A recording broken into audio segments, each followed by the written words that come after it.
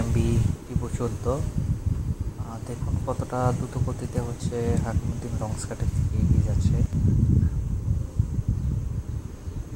সার্ভিসের শুরু থেকেই টিপু 14 এবং 13 দুটি লঞ্চ একদম চরপেশনের রুটে সাড়া ফেলে দিচ্ছে তাদের গতি এবং সার্ভিস দেখে।